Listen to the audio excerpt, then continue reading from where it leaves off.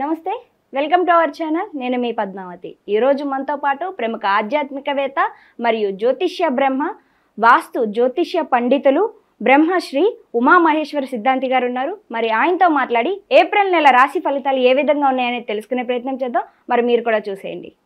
నమస్కారం గురువుగారు. ఆయుష్మాన్ భవ. గురువుగారు, కర్కాటక రాశి వారికి ఏప్రిల్ నెలలో ఎటువంటి ఫలితాలు కనిపిస్తున్నాయి? అయితే వీరు ఎటువంటి విషయాల్లో జాగ్రత్తలు తీసుకోవాలంటారు? కర్కాటక రాశి వారికి ఆదాయం 8, వ్యయం 2, అలాగే రాజపూజ్యం 7, అవమానం 3. చాలా బాగుంది. వీళ్ళకి అష్టమ శని ప్రభావం తొలగింది. కర్కాటక రాశి అని అనగానే ఇందులో ఉన్న ఆశ్లేష నక్షత్రానికి 4 పాదములు. ఆశ్లేష నక్షత్రం 4 పాదములు. ఈ ఆశ్లేష నక్షత్రంలో ఉన్న వారి గురించి ప్రత్యేకంగా చెప్పుకోవాలి. ఓకే. చిత్తా నక్షత్రం, మృగశిర నక్షత్రం, ఆశ్లేష, పుష్యమి నక్షత్రం ఇవన్నీ కర్కాటక రాశిలో ఉంటాయి. ఆశ్లేష నక్షత్రం గురించి ముందుగా తీసుకోవాలి. కర్కాటక రాశిలో ఆశ్లేష నక్షత్రం 4 పాదాలు ఇమిడి ఉన్నాయి. ఈ ఆశ్లేష నక్షత్రం వారికి అత్యధికమైన ప్రమాదకరమైన స్థితిగతులు ఉన్నాయి. ఓకే, అంటే ప్రమాదం అంటే ఎటు నుంచి? అనేక రకములైన ప్రమాదములు చెబుతాను, అవి కూడాను. ఆశ్లేష నక్షత్రం కలిగిన జాతకులకు మద్యపానానికి బానిసలు అవుతారు. అంటే మద్యం ఎవరు సేవిస్తలేదండి, చాలామంది సేవిస్తున్నారు. అందరూ అంటే నేను ఒప్పుకోను. మళ్ళా కొంతమంది తాగరు. ఎందుకు తాగాలి? మద్యానికి బానిసత్వం ఎందుకు ఉంచాలి? తాగరు. తాగవలసిన అవసరం లేదు. మందు ఉంటే ఏంటో వాసన కూడా తెలియని వాళ్ళు చాలామంది ఉన్నారు. ఈ ఆశ్లేష నక్షత్ర జాతకులకు మాత్రం ఎక్కువగా మద్యపానానికి అలవాటు పడిపోవడము, అలాగే మద్యపానానికి అలవాటు పడిపోయి వీళ్ళు సేవించే మద్యం వలన అనేక రకములైన ఇబ్బందులు కలగడం, నోటి దురుసుతనం మాట్లాడటం. ఇప్పుడు నోటి దురుసుతనం అంటే అమ్మ అన్నదని వేరే ఉంటుంది, ఇంకో రకంగా మాట్లాడితే ఇంకో రకంగా వస్తుంది. నోటి దురుసుతనంగా మాట్లాడటం, నా ఎంతటి గొప్పవాడు లేడు అనే విర్రవీగితనే లక్షణాలు ఈ ఆశ్లేష నక్షత్ర జాతకులకు ఉన్నాయి. కర్కాటక రాశిలో ఉన్న వేరే నక్షత్రాలు ఉన్నాయి, వాటి గురించి నేను చెప్తాను. పుష్యమి నక్షత్రం 4 పాదములు కూడా కర్కాటక రాశిలోనే ఉన్నాయి. పునర్వసు 4వ పాదం కూడా కర్కాటక రాశిలోనే ఉంది. పునర్వసు 4వ పాదం, ఆశ్లేష, పుష్యమి ఈ 4 పాదాలు కూడా ఇందులో ఉన్నాయి. అయితే పునర్వసు 4వ పాదం వారికి, పుష్యమి నక్షత్రంలో ఉన్న వారికి నేను చెప్పట్లేదు. ఆశ్లేష నక్షత్రం ఉన్న వారి గురించే మనం ఇక్కడ తీసుకోవాలి. కర్కాటక రాశి పరిస్థితి అలాగుంది కాబట్టి ఈ యొక్క వీరికి వివాహ విధానం గురించి ఆలోచిస్తారు పెద్దలు. వయసుకు వచ్చాడు, కుర్రాడు ఉన్నాడు కాబట్టి వివాహం గురించి ఆలోచిస్తారు. వీరికి వివాహం చేస్తే ఏమవుతుంది అంటే, ఈ యొక్క ఏప్రిల్ నెలలోకపోయినా మే, జూన్, జూలై నెలలో వస్తాయి, ముహూర్తాలు ఉంటాయి. అప్పుడు వివాహం చేస్తే ఏమవుతుంది? వీళ్ళకి వివాహం చేసినందువల్ల కుటుంబానికి అరిష్టదాయి, చాలా నష్టదాయకమైన పరిస్థితులు వస్తారు. తల్లిదండ్రులకి ప్రాణఖండాన్ని కూడా చూపించేస్తుంది, ముఖ్యంగా తండ్రికి. ఆశ్లేష నక్షత్రం ఆధిపత్యాన్ని వహించింది ఎవరు? కర్కాటక నిశాకర. కర్కాటక రాశికి ఆధిపత్యాన్ని వహించిన వాడు నిశాకరుడు, అంటే చంద్రుడు. తిథి ఏది? ఏ తిథి వచ్చింది ఇక్కడ? శుద్ధ పంచమి, అంటే అమావాస్య వెళ్ళిన 5వ రోజు. అమావాస్య వెళ్ళిన 5వ రోజు అక్కడ ఏమున్నది? చంద్రుడు ఒక నెలవంక రూపంలో ఉన్నాడు, సుఖదాయకమైన స్థితిగతుల్లో లేడు. అంటే మనం జాతకాన్ని విశదీకరించేటప్పుడు ఇన్ని రకాలుగా ఆలోచించాలి. ఈ యొక్క కర్కాటక రాశి మీద ఏ గ్రహ దృష్టి ఉంది? రాహు గ్రహ దృష్టి ఉంది. కర్కాటక రాశి మీద అంటే మీనరాశిలో రాహు ఉన్నాడని చెప్పాను కదా. కర్కాటక రాశి మీద పడ్డది ఆయన దృష్టి. ఎప్పుడైతే పడిందో కర్కాటక రాశికి ఆధిపత్యాన్ని వహించిన చంద్రుడు యోగదాయకుడు కాలేదు అని చెప్పి అనుకున్నాం. రాహు చంద్రుడు ఇద్దరు కూడా శత్రుతత్వం ఉంటుంది. మరి ఇన్ని రకాలు ఉన్నాయి కదా. ఈ ఆశ్లేష నక్షత్రానికి ఆధిపత్యాన్ని వహించి ఉన్నందువల్ల ఎక్కువగా వాళ్ళ మీద వస్తుంది. కాబట్టి వీరి విషయంలో జాగరూకత అయిన విషయములు తీసుకోవాలి.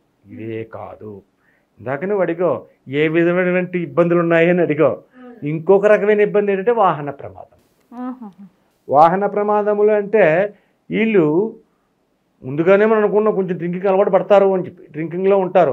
ఆ డ్రింక్ చేసినప్పుడు వాహనాన్ని తొక్కితే ఏమవుతుంది? ఏదైనా అవుతుంది. లేదండి మా అబ్బాయి డ్రింక్ చేయడండి, చాలా గొప్పవాడండి, అలవాటు లేదండి అని అంటారు. రైటే, అలవాటు లేదు. ఆశ్లేష నక్షత్రంలో ఒక ఇద్దరికి అలవాటు లేకపోవచ్చు. ఈయన మామూలుగానే బండి మీద వెళ్తున్నాడు, మరి ఎదటి నుంచి వచ్చి వాడు తాగేసి వస్తే, వాడు తాగేసి ఉంటే ఏం చేస్తాం? అడుచుకుద్దేస్తాడు, ఇబ్బందికరమైన స్థితిని పొందుతారు. అటువంటి ఇబ్బందులన్నీ కూడా ఈ ఆశ్లేష నక్షత్ర జాతకులకి వస్తున్నాయి. కాబట్టి జాగరూకతని తీసుకోవాలి.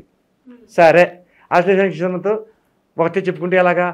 పుష్యమి నక్షత్రం ఉంది, ఉన్న నక్షత్రంలో పునర్వసు 4వ పాదం వరకు ఉన్నాయి. మరి వారికి చెప్పరా అండి? చెప్పాలి.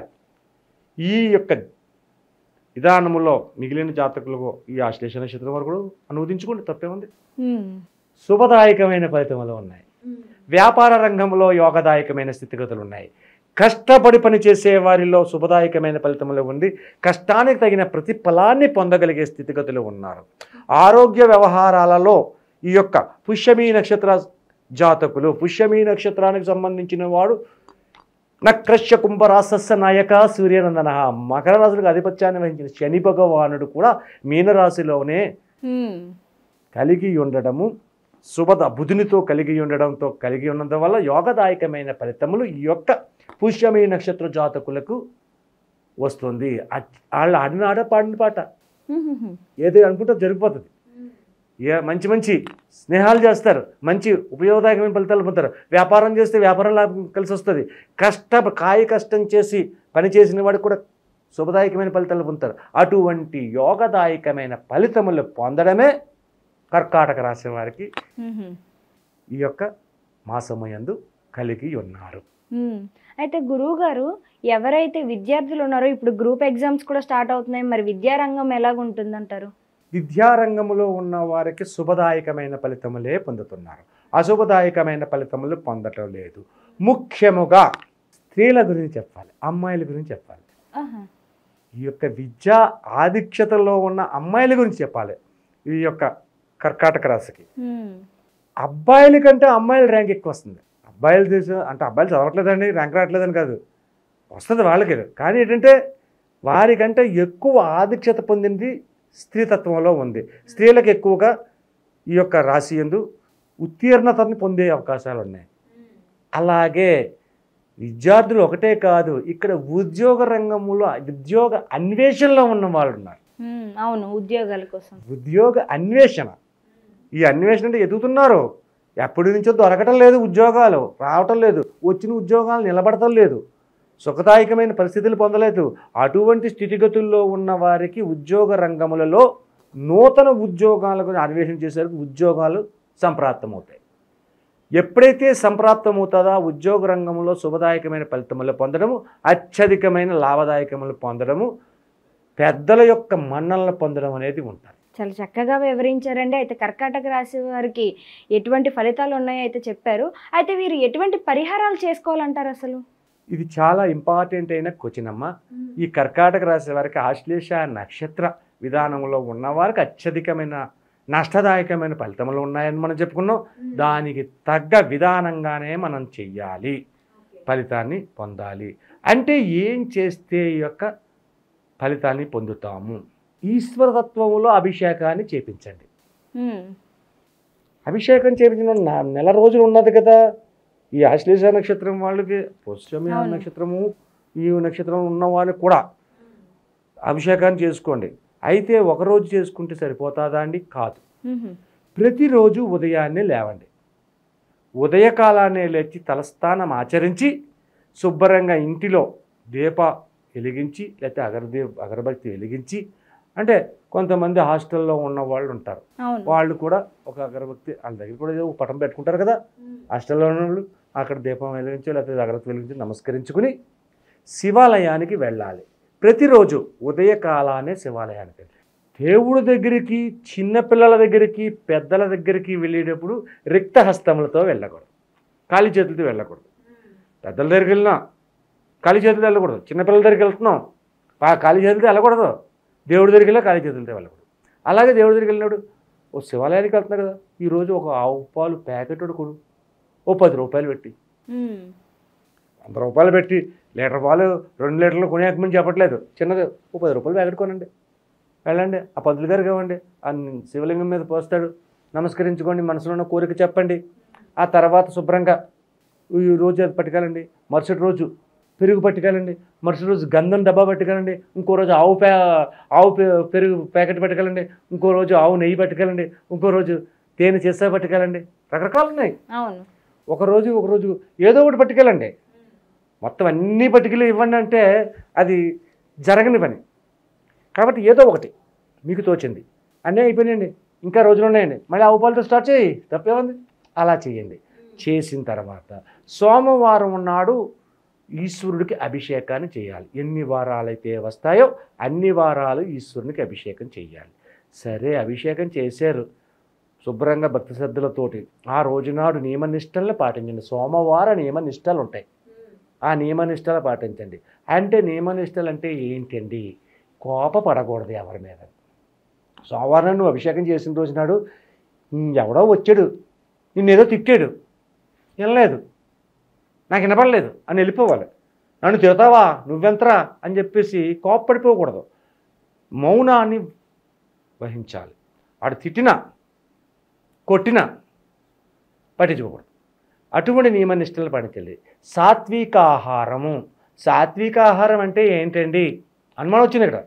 భోజనం చేసేటప్పుడు పచ్చి పులుసు అని చెప్పి చేస్తారు, పూర్వకాలం చేసేవారు, వినే ఉంటారు. పచ్చ పులుసు, నువ్వు పప్పులు, కూరలు, చారులు, లేదా దప్పడాలు, వేపుళ్ళు ఇవన్నీ ఉండవు. ఆ సోమవారం నాడు నువ్వు భోజనం చేసిన ఈ యొక్క రాశి వారికి ఆ సోమవారం నాడు అభిషేకం చేసిన రోజు నాడు సాత్విక ఆహారం అంటే అన్నములోని పచ్చి పులుసు వేసుకోవాలి. ఆవకాయలు, మాగాయలు ఇటువంటి ఉండకూడదు. అంటే ఆయిల్ ఉంటుంది అందులో. పచ్చి పులుసులో ఆయిల్ ఏముంటుంది? ఉల్లిపాయలు, పచ్చిమిరకాయలు, ఇంకా ఏవో కలుపుతారు, చింతపండు పులుసు పోస్తారు, కలుపుతారు, పచ్చి పులుసు అవుద్ది. ఆ పచ్చి పులుసు మజ్జిగ ఆయిల్ లేని ఫుడ్ తీసుకున్నారు, సాత్విక ఆహారం ఏంటండి. ఆ మధ్యాహ్నం భోజనం చేసుకోండి, మధ్యాహ్నం నిద్రపోకండి. సరే, ఇక్కడితో అయిపోయిందా అండి? అవ్వలేదు. ఇక్కడ చాలా ఇంపార్టెంట్ అయిన విషయం ఉంది. మరల సాయంత్రం చంద్రోదయం జరిగిన తర్వాత ఇక్కడికి వెళ్ళండి, శివాలయానికి వెళ్ళండి, శివుణ్ణి దర్శనం చేసుకోండి. ఒక్కొక్కరికి కొట్టండి, కాళ్ళకి చెప్పులు లేకుండా వెళ్ళండి శివాలయానికి. వెళ్ళి అక్కడ శుభ్రంగా నందీశ్వరుడిది కానీ శివాలయంలో ఒక చెట్టు ఉంటుంది, బిల్వ వృక్షం ఉంటుంది, రావి చెట్టు ఉంటుంది, ఏదో చెట్టు ఉంటుంది. ఆ చెట్టు దగ్గర కానీ లేకపోతే నందీశ్వరుడి దగ్గర పక్కన ఖాళీ ఉన్న స్థలం దగ్గర కానీ శుభ్రంగా నీళ్లు చల్లి పిండితో అష్టదళ పద్మం వేయండి. అష్టదళ పద్మంలో చిన్న చిన్న ప్రమిదలు పట్టుకెళ్ళండి, చిన్న చిన్నవి, ఇంతంత ప్రమిదలు కాదు, చిన్న చిన్న ప్రమిదలు 9 ప్రమిదలు పట్టుకెళ్ళండి. అష్టదళ పద్మంలో 8 దళములలోనూ 8 ప్రమిదలు పెట్టండి. మధ్యలో ఉన్న ఒక ప్రమిది పెట్టండి, 9 ప్రమిదలు అయినాయి. 9 ప్రమిదలు పువ్వొత్తులు అని ఉంటాయి, కాడొత్తు కాదు, పువ్వొత్తు అని చెప్పేసి కింద ఉండి పైకి కాడ కింద ఉంటుంది. ఆ పువ్వొత్తుని వేసి అందులోని ఆవు నెయ్యిని పోయండి. ఆవు నెయ్యిని పోసి 9 ఒత్తులు వెలిగించండి. 9 ఒత్తులు వెలిగించిన తర్వాత అక్కడ ఎదరకుండా కొన్ని పుష్పములు వేసి ఆ 9 ఒత్తులను నమస్కరించుకుని పూజా విధానాన్ని అవలంబించి మీకు వచ్చింటారు. పెద్ద పెద్ద మంత్రాలు చదివేయాలి, పెద్ద పెద్ద శ్లోకాలు చదివేయాలన్నది కాదు, మీకు ఎలా వచ్చు అలాగా. నవజ్యోతులు, నవగ్రహాలు అనుకోండి, తప్పేవాడు. నవజ్యోతులు, నవగ్రహాలు అనుకోండి, అలాగా పూజ చేయండి. పూజ చేసిన తర్వాత అక్కడ కొద్దిగా నివేదన చెల్లించాలి. ఏమి నివేదన చెల్లించాలి? పటిక బెల్లం మొక్క ఉంటుంది, రావి ఆకులో అక్కడ పెట్టి పటికి బెల్లం పెట్టండి. పటికి బెల్లం మీద నీళ్లు చెల్లించి ఓం భూర్భువ స్వాహ తస్వితరుణ్యం భర్గో దేవస్య ధీమహి ధియో యోనః ప్రచోదయాత్, ఓం ప్రాణాయ స్వాహ, ఓం ఉపానాయ స్వాహ, ఓం యానాయ స్వాహ, ఓం సుమనాయ స్వాహ, ఓం నారాయణ స్వాహ, ఓం బ్రహ్మణ్య స్వాహ అని 5 సార్లు నివేదన చేసి నమస్కరించి మీ మదిలో ఉన్న కోరికను చెప్పండి. ఎవరికి? దీపాలకి చెప్పాలి. మదిలో ఉన్న కోరికను చెప్పమన్నాను కదా అని మనసులో చేసి పెదవు ఆడించడం కాదు, నోటితో చెప్పండి, పైకి వినబడేలాగా. పక్కోళ్ళకి మైకేం అక్కలేదు అక్కడ, ఆ దీపములు వినబడేంత దగ్గరలో ఉన్నంత విధానంలో ఆ వాయిస్ తోటి ఎదురు చెప్పండి. ఆ యొక్క కోరికలు తీరతాయి.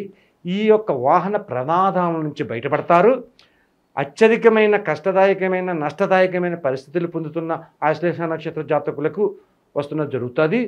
అపమృత్య యోగములు కలిగిస్తున్నది. అంటే వివాహం చేస్తే అపమృత్య యోగాన్ని చూపిస్తుంది అనుకున్న దాన్ని కూడా దూరం చేయడానికి ఈ యొక్క నవజ్యోతుల విధానాలను పొందారు. ఇది ఏ రోజు చెయ్యాలి? సోమవారం చెయ్యాలి. సోమవారం చేశారు, మధ్యాహ్నం పచ్చిపులుసుతో భోజనం చేశారు కదా, సాత్విక ఆహారం. అక్కడి నుంచి వచ్చేటప్పుడు, శివాలయం దగ్గర నుంచి వచ్చేటప్పుడు రిక్త హస్తములతో రావాలి. మీరేం పట్టుకెళ్ళి ఏదో ఉంటాడు వదిలేయాలి, ఏది ఉండకూడదు. ఖాళీ చేతులతో వెనక్కి రావాలి. ఖాళీ చేతులతో వెనక్కి వచ్చేసి ఇంటికి వచ్చేయాలి. ఈ ఇంటికి వచ్చిన తర్వాత ఏం చేయాలి? ఏమండి ఉపవాసం కదండి అనేసరికి ఏం చేస్తాను, ఒక 2 డజన్లు ఇడ్లీలు, 4 దెబ్బరొట్లు ఇలా తినేస్తాడు. అయ్యేమీ తినకూడదు, అంతంత టిఫిన్లు కూడా చేయకూడదు. ఏం చేయాలి అంటే ఆవిరి కుడము, అంటే ఇడ్లీకి ఆవిరి కుడం అని చెప్పేసి కూడా చేస్తారు. ఆవిరి కుడములోని ఉల్లికారం అని చేస్తారు. పచ్చిమిరపకాయలు, ఉల్లిపాయ ముక్కలు, ఇంకా జీలకర్ర ఇవన్నీ వేసి మొన్న కుమ్మేస్తారు. అందులో ఆయిల్ ఉండదు, టేస్టీగా మాత్రం ఉంటుంది. ఆ ఉల్లికారంతో ఈ ఆవిరి కుడం తినాలి. ఏమంటే ఆవిరి కుడం తినమన్నారు కదండి, ఒకటి అదనం ఇచ్చండి, నీకు సరిపడగా తినాలి. తీసుకుని కింద పక్కేసుకోవాలి, మంచం మీద కాకుండా కింద పక్కేసుకుని పడుకోవాలి. ఉదయాన్నే లేచిన తర్వాత మంగళవారం వచ్చింది. ఆ మంగళవారం నాడు దీనికి అనుసంధానం ఉంది ఇక్కడ. మంగళవారం ఉదయాన్నే లేచిన తర్వాత స్థలస్థానం మళ్ళీ చేయాలి. స్థలస్థానం చేసి కుజిని ఆలయం కానీ లేక కుదరలేదు ఆంజనేయ స్వామి ఆలయానికి వెళ్ళిపోండి. మీకు దగ్గరలో ఉన్న ఆంజనేయ స్వామి గుడి ఉంటుంది కదా, ఆడికి వెళ్ళి కొబ్బరికాయ కొట్టుకోండి, నమస్కరించుకోండి, ఇంటికి వచ్చేయండి. మీ యొక్క వృత్తి ఉద్యోగం ఏదో ఉంటాయి కదా, వ్యవహారాలు పాల్పంచుకోండి.